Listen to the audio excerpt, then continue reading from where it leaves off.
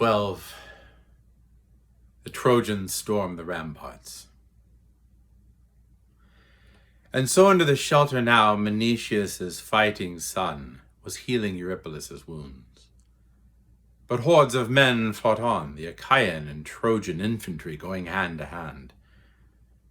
The Argive trench could not hold out much longer, nor could the rampart rearing overhead, the wide wall they raised to defend the ships and the broad trench they drove around it all. They never gave the gods the splendid sacrifice the immortals craved, that the fortress might protect the fast ships and the bulking plunder heaped behind its shield. Defying the deathless gods, they built that wall, and so it stood there, steadfast no long time. While Hector still lived, and Achilles raged on, and the warlord Priam's citadel went unstormed, so long the Achaeans' ramparts stood erect. But once the best of the Trojan captains fell, and many Achaeans died as well, while some survived, and Priam's high walls were stormed in the 10th year, and the Argives set sail for the native land they loved, then, at last, Poseidon and Lord Apollo launched their plan to smash the rampart, flinging into it all the river's fury. All that flow from the crests of Ida, down to breaking surf. The Rhasis and the Heptaporus, Caresis and the Rhodius, Grenicus and Aesopus, and the shining god, Scamander, and Simois' tides, where tons of ox hide, shields, and horned helmets tumbled deep in the river's silt, and a race of men who seemed half god, half mortal. The channels of all those rivers Apollo swung them round into one mouth, and 9 days hurled their flood against the wall, and Zeus came raining down. Cloudburst, powering cloudburst, the faster to wash that rampart out to open sea. The earth shaker himself, trident locked in his grip, led the way, rocking loose, sweeping up in his breakers all the bastions, strong supports of logs and stones the Achaeans prized in place with grueling labor. He made all smooth along the rip of the Hellespont and piled the endless beaches deep in sand again. And once he had leveled the Argives' mighty wall, he turned the rivers, flowing back in their beds again, where their fresh clear tides had run since time began. So, in the years to come, Poseidon and god Apollo would set all things to rights once more. But now the war, deafening crash of battle blazed around the strong-built work, and rampart timbers thundered under the heavy blows as Argive fighters, beaten down by the lash of Zeus, were rolled back, pinned to their beaked ships in dread of Hector, that invincible, headlong terror. On he fought like a whirlwind, staunch as always, thinking of the hounds and huntsmen circling round some lion or boar when the quarry wheels at bay, rippling in strength as the men mass like a bastion standing up to his charge and hurl their pelting spears, and the boar's brave spirit never flinches, never bolts, and his own raw courage kills him. Time and again, he wheels around, testing the huntsman's ranks, and where he lunges out, the ranks of men give way. So Hector lunged into battle, rallying cohorts now, spurring them on to cross the gaping trench, but his own rearing stallions lacked the nerve. They balked, whinnying shrill at the edge, the brink dead stop. Frightened off by the trench so broad the team could never leap it, not at a single bound, nor could they plunge on through with any ease. Steep banks overhung its whole length, jutting up on either side and topped by stabbing rows of stakes, planted there by the Argives, thick-set and huge to block the enemy's onslaught. No light work for the teams that trundled chariots, churning massive wheels to make it through in stride, but the Trojans strained to bring it off, on foot, So Polydamas stood by headstrong Hector, warning, "Hector, and all our Trojan captains, allies in arms, it's madness to drive our teams across that trench. Impossible to traverse it. Look, the sharp stakes jutting right at the edge. And just beyond that, the Achaeans' sturdy rampart. No room there for charioteers to dismount and fight it out. The strait's too narrow, cramped. We'll take a mauling there, I see it all.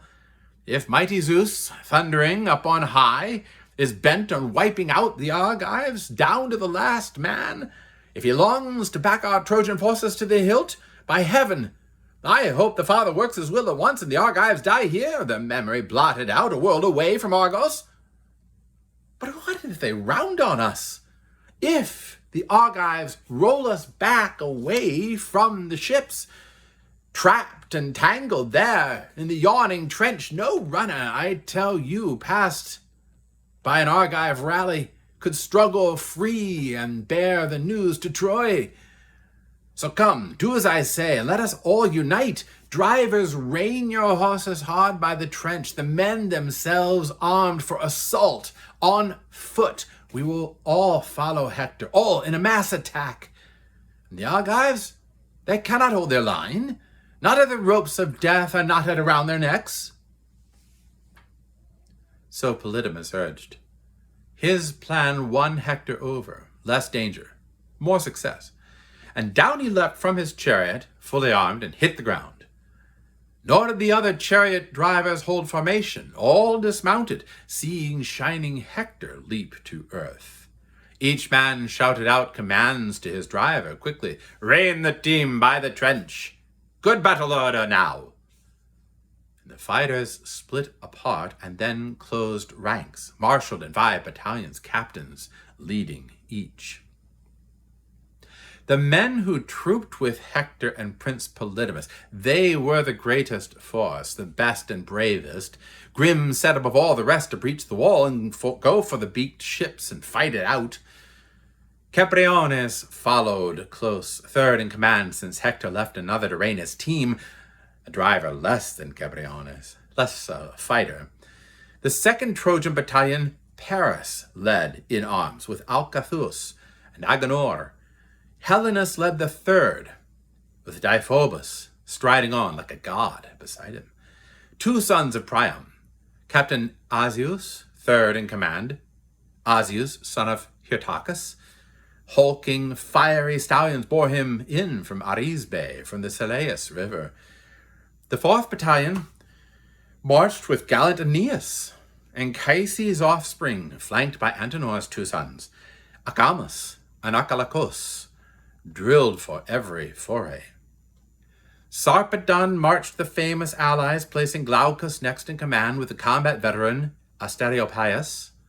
Head and shoulders the best man, Sarpedon thought, after himself, of course. He outshone the rest. Now, shield against ox hide shield, wedging tight, with a wild rush, they charged the Argives head on, never thinking the Argive line could still hold out. They'd all be hurled back on their blackened hills. So all the Trojans and famous friends in arms embraced Polydamas' plan, the faultless chieftain. But Asius, captain of armies, Hyrtacus' son, refused to leave his horses there with the driver reining back. And on he drove at the fast trim ships, chariot and all, the fool, vaunting along the halls with team and car, but never destined to slip past the deadly spirits. Never to ride in glory home to windswept Troy. Long before, his accursed doom blacked him out with Idomeneus' spear, Deucalion's noble son. Now left of the ships he sped, where Argive ranks would head home from the plain with teams and cars. Here Asius flogged his team and chariot hard. Nor did he find the gate shut, the bolt shot home. Not yet. The men still held them wide, hoping to save some comrade fleeing the onset, racing for the ships. Straight at the gates he lashed his team, hell-bent, his troops crowding behind him, shouting war cries, never thinking the Argive line could still hold out. they'd all be hurled back on their blackened halls. Idiots.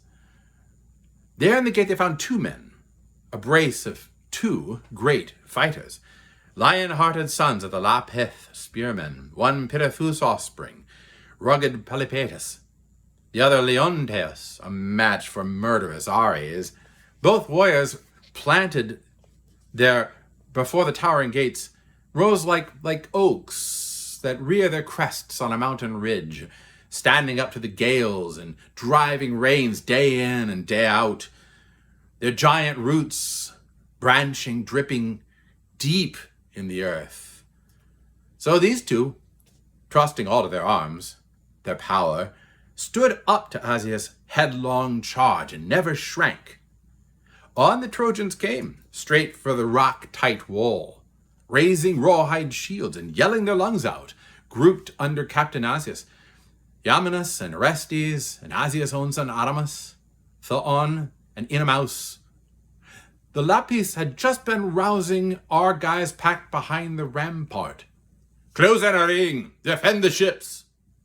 But soon as the Lapis saw the Trojans storm the wall, and cries broke from the Argives lost in sudden panic, then the 2 burst forth to fight before the gates like wild boars, a pair of them up on the hilltops, bracing to take some breakneck rout of men and dogs, and the 2 go slanting in on the charge, shattering timber round about them, shearing off the trunks at the roots, and a grinding, screeching clatter of tusks goes up, till the hunter spears them, tears their lives out.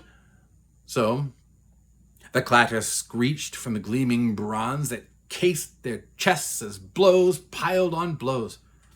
Deadly going, fighting now for all they were worth, staking all on their own strength and friends overhead as they ripped off rocks from the rampart's sturdy ledge and hurled them down, defending themselves, their shelters, their fast ships.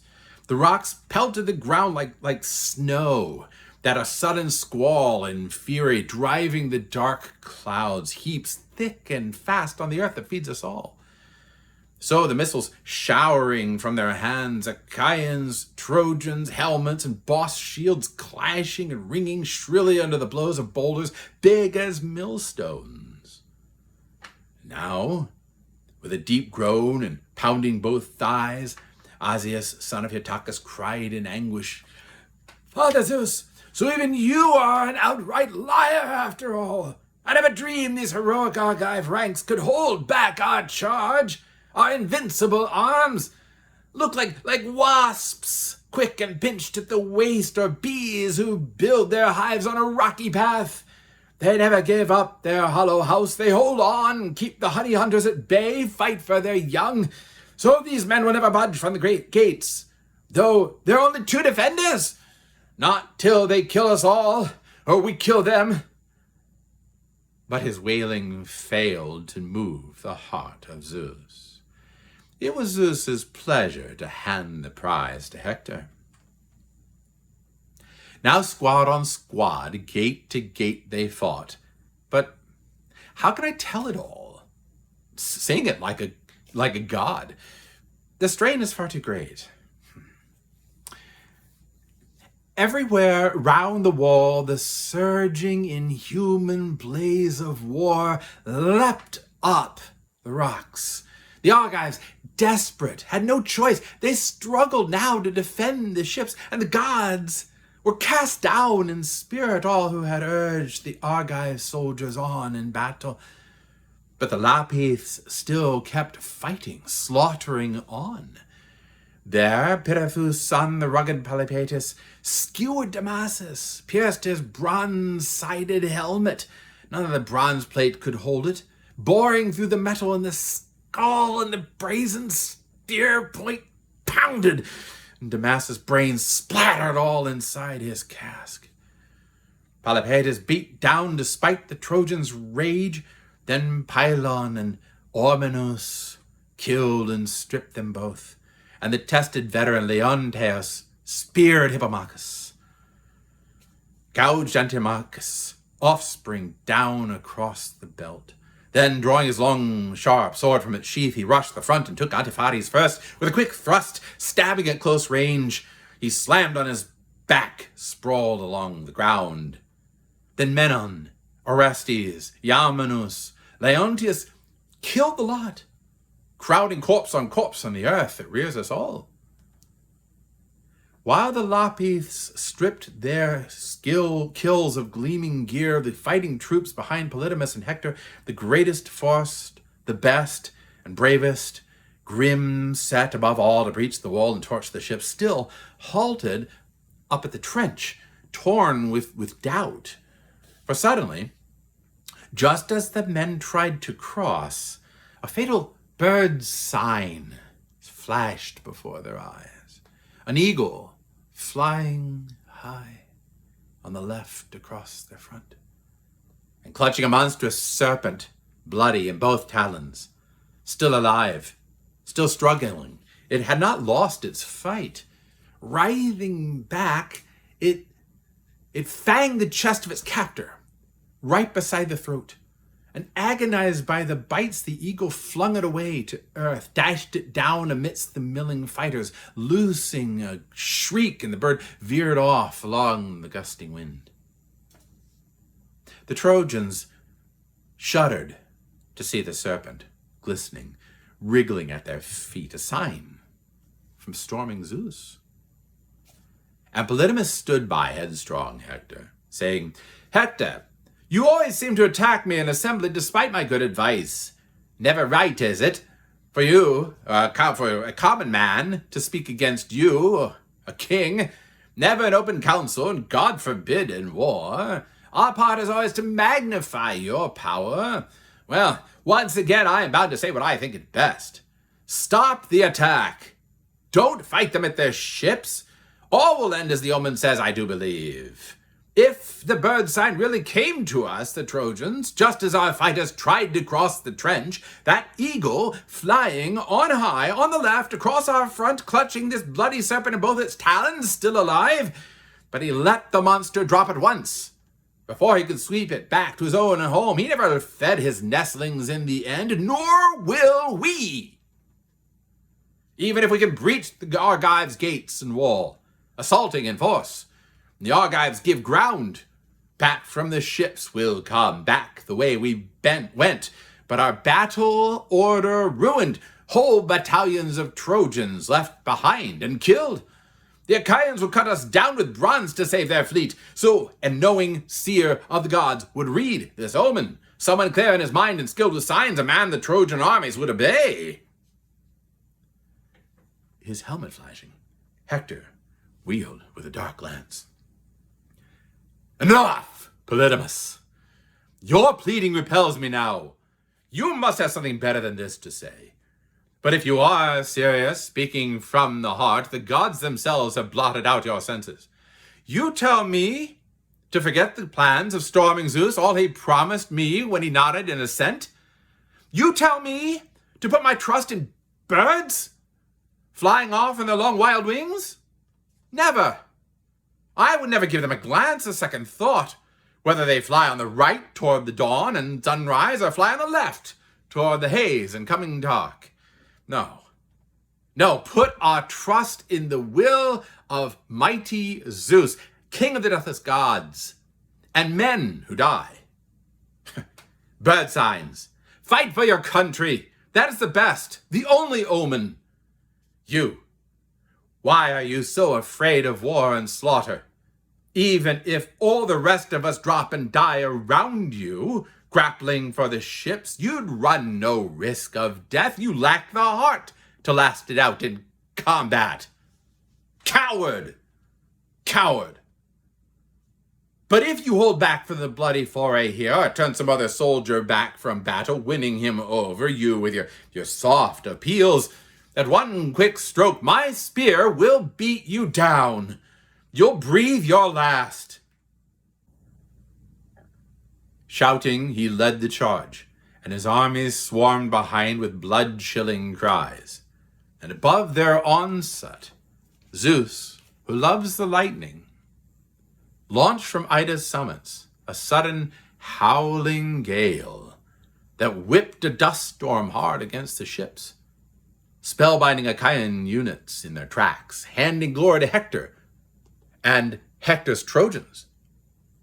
Inspired by the signs in their own raw power, all pitched in to smash the Achaeans' massive wall.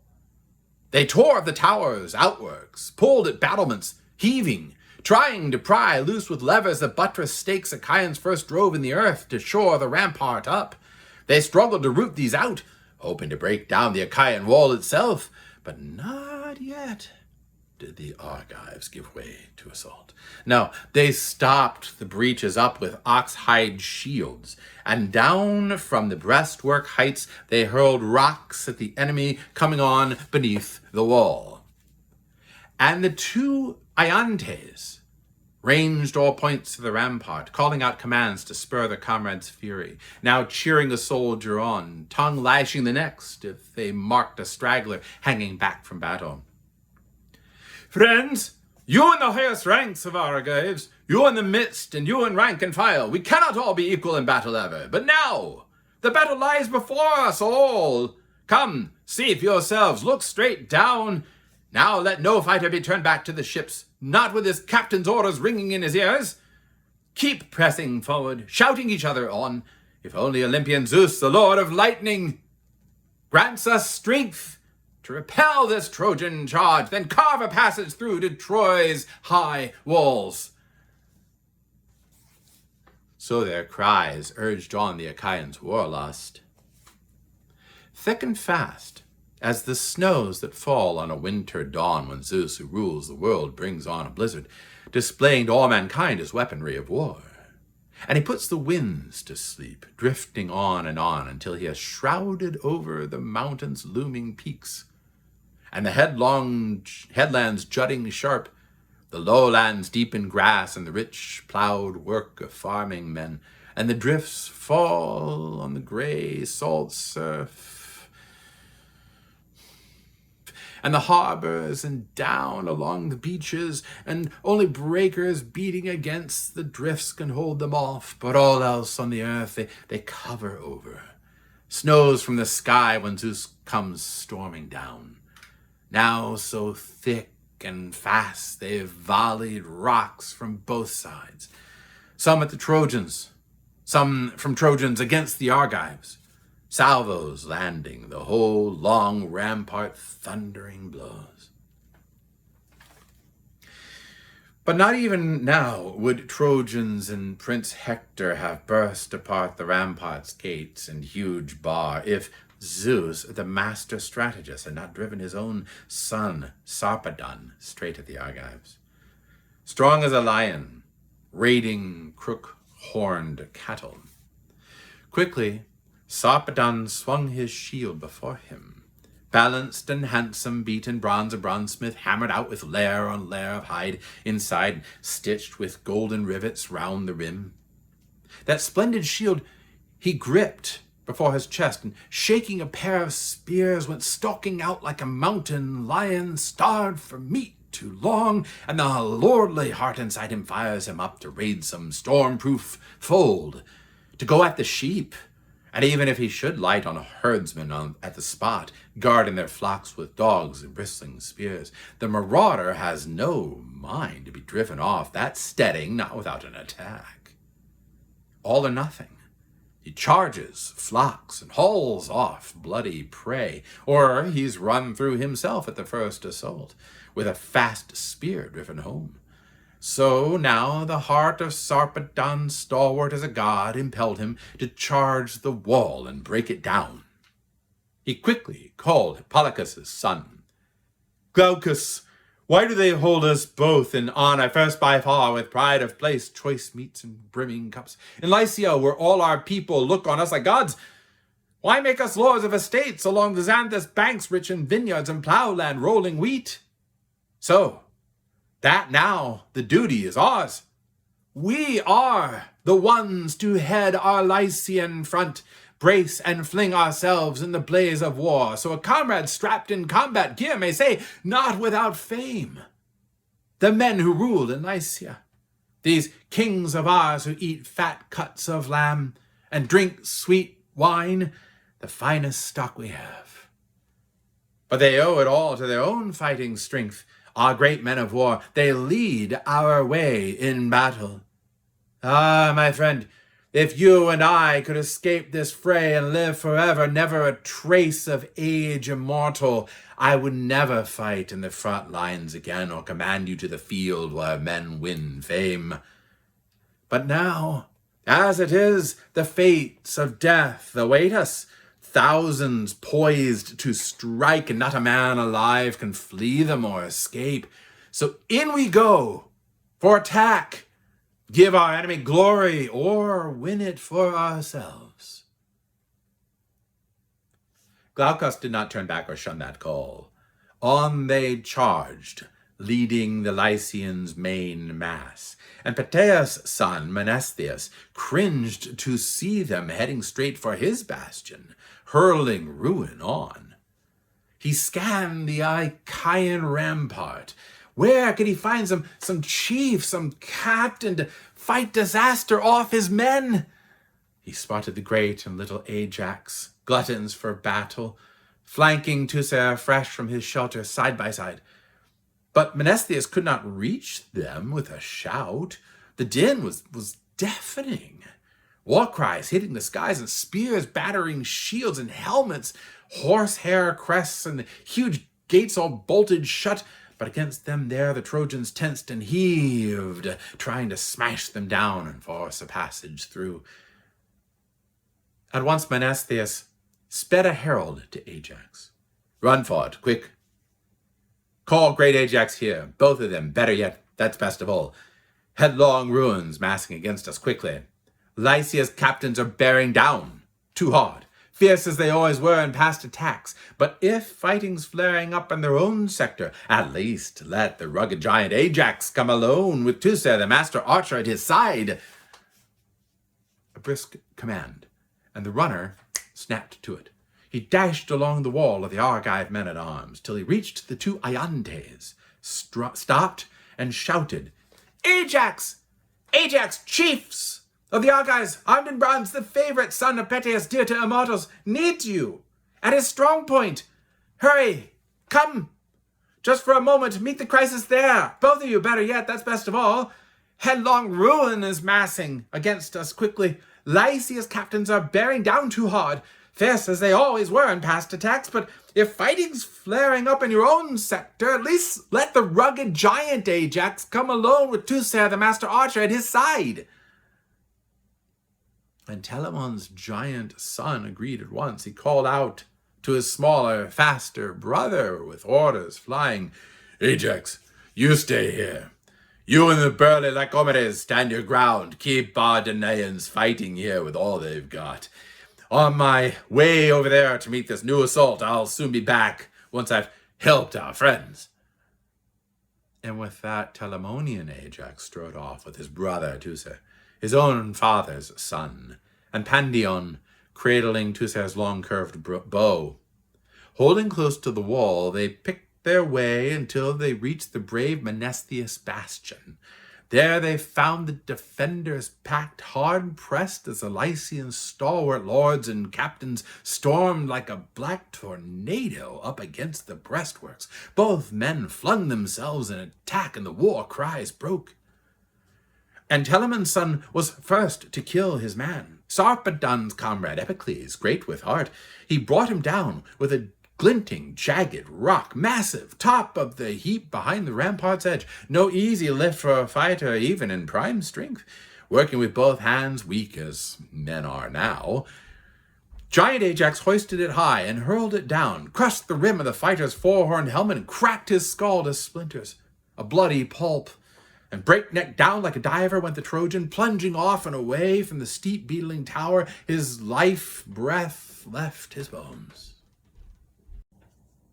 And Glaucus next, Hippolochus' brawny son, was scrambling up the wall when Teucer's arrow winged him from high aloft.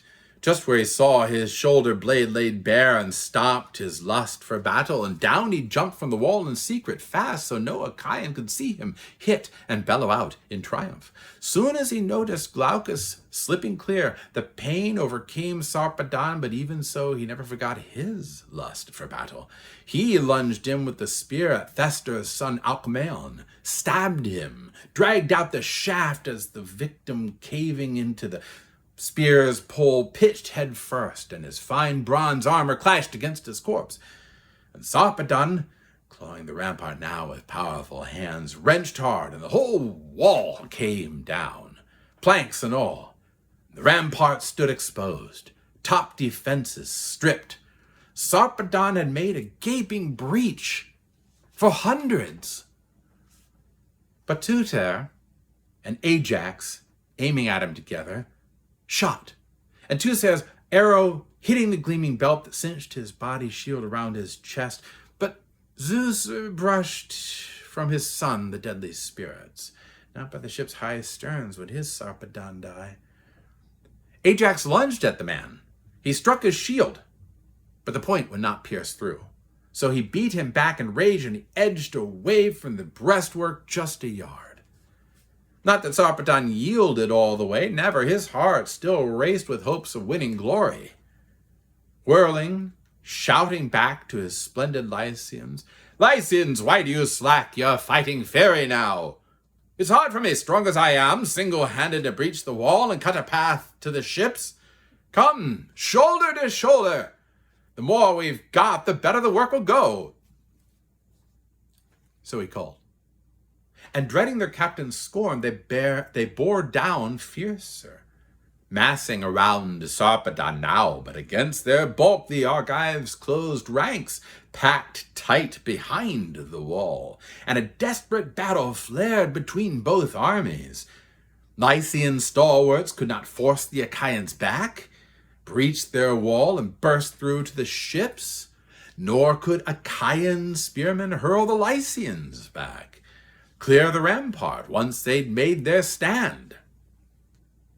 As two farmers wrangle hard over boundary stones, measuring rods in hand, locked in a common field, and fight it out on the cramped, contested strip for equal shares of turf, so now the rocky bastions split the troops apart, and across the top they fought, hacked at each other, chopped the ox hides round their chests, the bucklers full and round, skin shields, tassels flying. Many were wounded, flesh ripped by the ruthless bronze whenever some fighter wheeled and bared his back, but many right through the buckler's hide itself. Everywhere, rocks, ramparts, breastworks swam with the blood of Trojans and Argives, both sides. But still, the Trojans could not rout the Argives. They held tight, as a working widow holds the scales, painstakingly grips the beam and lifts the weight and the wool together, balancing both sides even, struggling to win a grim subsistence for her children. So powerful armies drew their battle line dead even, till at last Zeus gave Hector, the son of Priam, the greatest glory, the first to storm the wall. Hector loosed a piercing cry at his men. "Drive! Drive, my stallion-breaking Trojans! Breach the Achaean rampart! Hurl your fire now! A blazing inferno of fire against their ships!" And so he cried, driving them on. And all ears rang with his cries, and a tight phalanx launched straight at the wall, brandishing sharp spears, swarming the bastions. As Hector grabbed a boulder, bore it up and on. It stood at the gates, huge, blunt at the base, but spiked to a jagged point. No two men, the best in the whole realm, could easily prise it up from the earth and onto a wagon, weak as men are now. But he quickly raised and shook it, as Zeus, the son of Cronos, with Cronos' twisting ways, made it a light lift for Hector all on his own. As a shepherd lifts a ram's fleece with ease, plucks it up with a hand, no weight at all for him, so Hector raised this rock, bore it straight for the doors that blocked the gateway, powerful, thick-set, the pair towering up with 2 bars on the inside, crossing over each other, shot home with a bolt to pin them firm, planting his body right in front, legs spread wide, his weight in the blow to give it total impact. Hector hurled at the gate's full center, smashing the hinges left and right, and the boulder tore through, dropped with a crash, and both gates groaned and thundered, and the door bars could not hold. The planking shadowed up in a flying storm of splinters under the rock's force, and Hector burst through in glory, his dark face as the sudden rushing night. But he blazed on in bronze, and terrible fire broke from the gear that wrapped his body, 2 spears in his fists. No one could stop him. No one could fight him. None but the gods, as Hector hurled through the gates, and his eyes flashed fire. Whirling round, he cried to his Trojans, shouting through the rock, "The wall! Storm the wall!" They rushed to obey him, some swarming over the top at once, others streaming in through the sturdy gateways, Argives scattering back in terror, back by the hollow halls, the uproar rising, no way out, no end.